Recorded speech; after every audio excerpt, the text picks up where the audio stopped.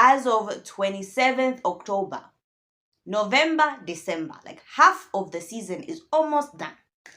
As of October, Manchester United sits on 14th place in the Premier League table. Oh my god. So hi guys, welcome back to my YouTube channel, Football with Priscilla. I'm Priscilla, obviously. So hi guys, welcome back to my YouTube channel. And ladies and gentlemen, today I just want us to talk about Manchester United versus West Ham, in which we saw Manchester United lose 2-1.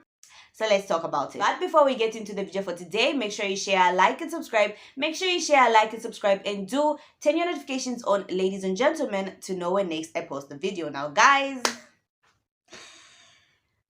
I thought of going on a rant. Like, I thought of going on my rants, but I thought, you know what, it's childish. I'm grown. And I calmed down after the Manchester United game. I was like, should I go on a rant? I'm like, no, let's just have a conversation, okay? So, Manchester United lost to West Ham. And the biggest question for everyone, or the biggest debate, is should we blame the players or Erik Ten Hag? And there's a case to be made for both. The fan base is divided as usual, with others saying, you looked at the game, you saw the chances that we missed in the first half, Dalot. You seriously cannot blame Erik Ten Hag. Then others are saying, you watched the game, you saw that at a certain point we were not, the team was not balanced, in that Marcus Rashford kept on being sucked into the midfield and also sucked into the left-hand side, and our right-hand side, it was only Dalot that was operating on the right-hand side. Marcus Rashford was either being sucked into the center or to the left, so there was no one really bringing anything on the right-hand side apart from Dalot. So who should we blame tactically? It's Erik Ten Hag, because he then decided to bring in Ahmad in like the 58th minute. Okay, so Erik Ten Hag's to blame. Now, I come here, ladies and gentlemen, being a mediator, because personally, I am tired of being angry and I'm tired of being sad. So, let's talk about the game. Now, first point, okay? I think, honestly, we did not have a horrible game. We played well. We just didn't score the goals. We were just not clinical enough. We created a lot of chances. I liked our passes. I liked how we were able to find each other. The quick possession football was good. The touches were good. Unfortunately, Højlund, Dalot.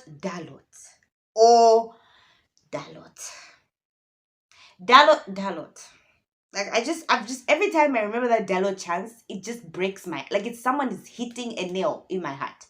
Besides the point. So yes, first point, ladies and gentlemen, for me personally, I think Manchester United have improved. And I was reading some tweets on Twitter and someone was like, oh my gosh, what style of play do we have, blah, blah, blah. We are creating chances, we're just failing to execute them. If you could not see the passage of play, then I don't know what game you are playing. Wow, watching. I think personally they have been playing good football. I honestly believe, and I know, call me crazy, it's fine, call me crazy. I honestly believe there's an improvement with Manchester United's passage of play from last season to this season. I honestly believe there's also a difference with regards to how we are creating chances. Last season was just long balls. Forgive me, the rain is raining, and if you're a Zambian, oh my gosh, God is good. Finally, the rains are back.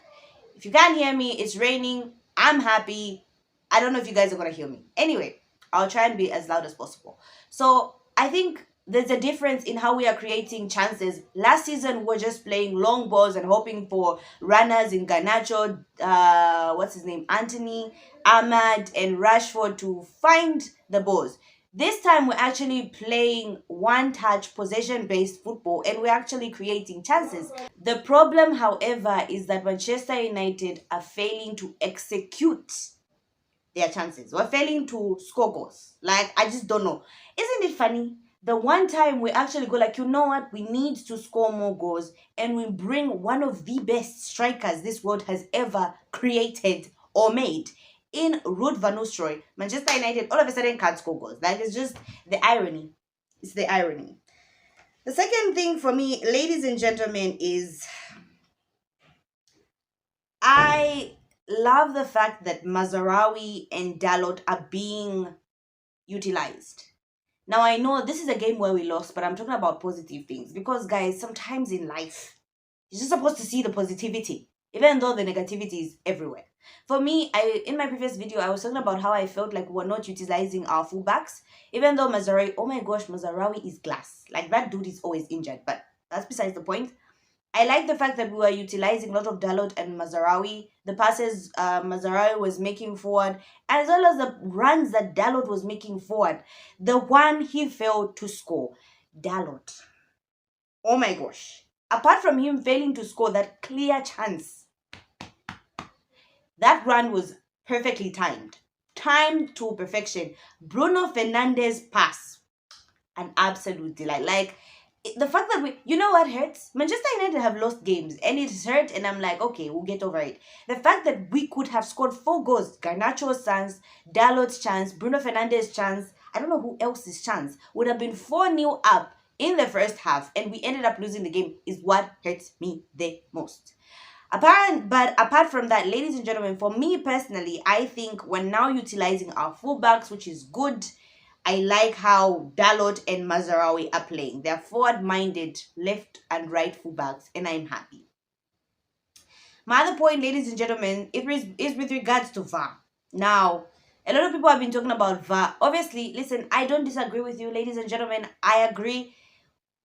That VAR decision did not make any sense whatsoever. There were 3 people there. It's a crowded place.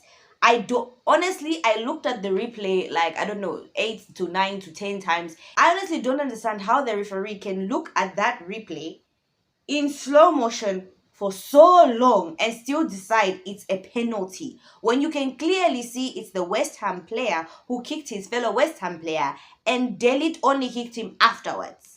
It absolutely blew my mind away. There are those penalties where we're like, okay, yes, we understand why it's given. This one, I absolutely don't get it. I absolutely don't understand. Maybe that's me, but yes, that call was very wrong.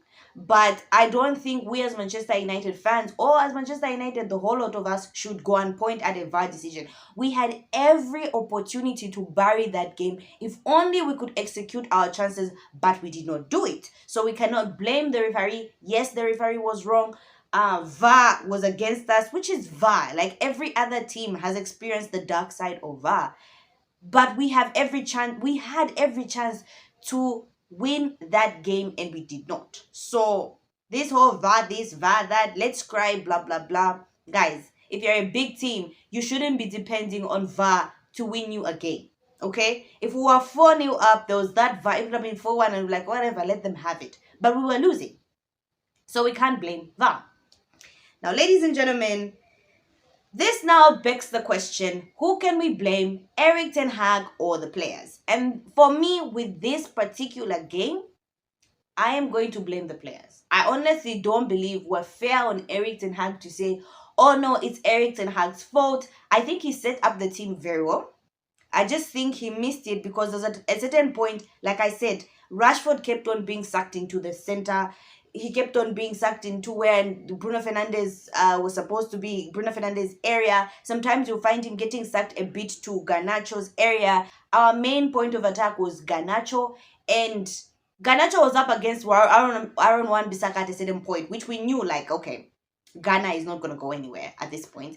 But I feel like we could not utilize the right side. And I think Erik Ten Hag saw that for a long period of time. And he took long to bring in an Ahmad who's a right-sided winger. That's where I blame Erik Ten Hag, for me, personally. But overall, you can't... Honestly, guys, can we sit here and blame Erik Ten Hag for Dalot missing a goal where there is no goalkeeper whatsoever? Can we really blame Erik Ten Hag? What do you want Erik Ten Hag in that instance to do? Tell everyone, pause, Dalot, okay, you've bypassed the goalkeeper, calm down and shoot the ball into the net. You honestly, Dalot is a professional football player. Erik Ten Hag sets up the teams, does the training. It's up to the professional football players to be able to make the decisions in the game. Like this, you can't blame Erik Ten Hag for Garnacho's hitting the post, for Bruno Fernandes' failure to convert the chance when he had a free header. You honestly cannot blame Erik Ten Hag for when at a certain point Manchester United were playing very well, then they just slowed down the game, and that allowed West Ham back into the game, and then West Ham started putting pressure on us. You can't blame Erik Ten Hag. You can blame Erik Ten Hag for keeping Eriksson on for a little longer. When Eriksson, there's a point at which West Ham just started running through our midfield. At that point, oh my gosh, it's raining. God is good. At that point, you can blame him. But overall, for me personally, this game, our players lost it. Our players lost it. You can't blame Erik Ten Hag. Now, I know people are like, oh my gosh, you're Erik Ten Hag in. I already turned on Erik Ten Hag in September. I can't lie. I'm waiting for a new coach. But I've been looking around and I don't know who can be the new coach. But for this one, it's very unfair to go like it's Erik Ten Hag's fault, in my opinion. So yeah, so ladies and gentlemen, those are my thoughts with regards to the West Ham versus Manchester United game. We're almost December. This is what, October, and guys, we are sitting on 14th place. There is no way we can even look at, like, at this point, Man City has won the Premier League because I don't see any other team beating Man City. Liverpool is currently losing to Arsenal, but by the time this video is done, probably it will be a draw or Arsenal might win. I don't see Arsenal beating Man City. I don't see Liverpool beating Man City. Chelsea, it's so annoying how Chelsea are playing well. It breaks my heart. Chelsea are doing their best. So Manchester United, basically, in October... Okay, so Liverpool have actually equalized. My sister is from screaming. She's a Liverpool fan. So we now know, in as early as October, we Manchester United fans know that we are fighting for top 6. The realization that we are fighting for top 6, ladies and gentlemen, is just sad. But that is where we are as Manchester United fans. I honestly don't know if changing a manager is what would be better. I mean, there are some people who've been on Twitter anyway. There's a person who tweeted something. I was like, this is very interesting.